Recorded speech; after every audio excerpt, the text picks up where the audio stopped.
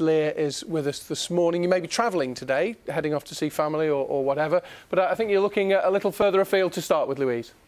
Yeah, Roger, I just thought we'd take a look at the latest satellite picture from Tenben. As you can see, it moved away from the Philippines. It's actually strengthening at the moment as it tracks through the South China Sea, expected to make landfall perhaps Christmas Day towards Vietnam. So we'll need to keep a close eye on this storm. It is not over yet.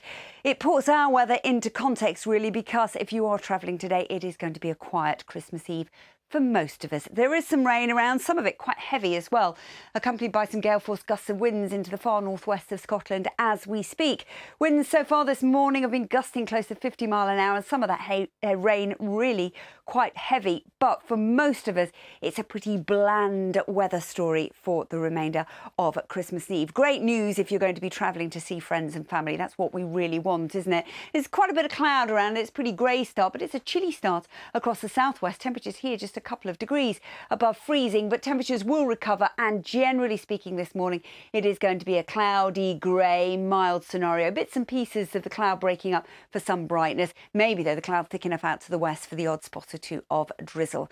Now the real rain just fringing Northern Ireland, but certainly pushing into much of western Scotland. Shouldn't be too bad in sheltered eastern areas of Scotland, lighter here and still pretty mild with it. So as we go through the day, not that much in the way of change, other than the fact that the rain will gradually nudge its way steadily south and east and perhaps push towards the Lake District by the end of the day. But look at these temperatures, 10, 12 degrees. That's quite unusual really for this time of year. Just the signs of something turning a little bit fresher up into the north. And that's going to be the story as we move towards Christmas Day.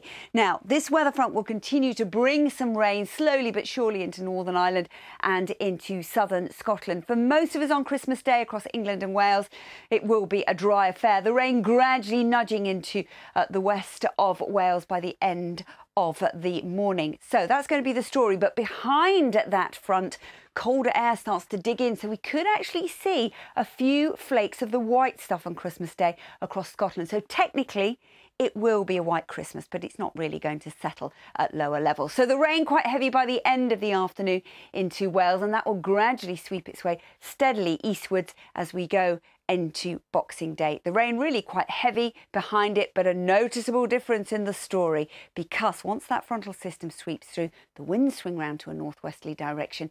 It's going to turn colder on Boxing Day, noticeably colder. Wet up for England and Wales, but look at these temperatures, 4 to 8 degrees. Just to be clear, you're not claiming that it's going to be a white Christmas though, are you?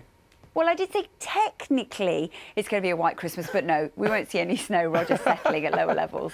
Louise, thank you very much. Louise has got the weather for us this morning.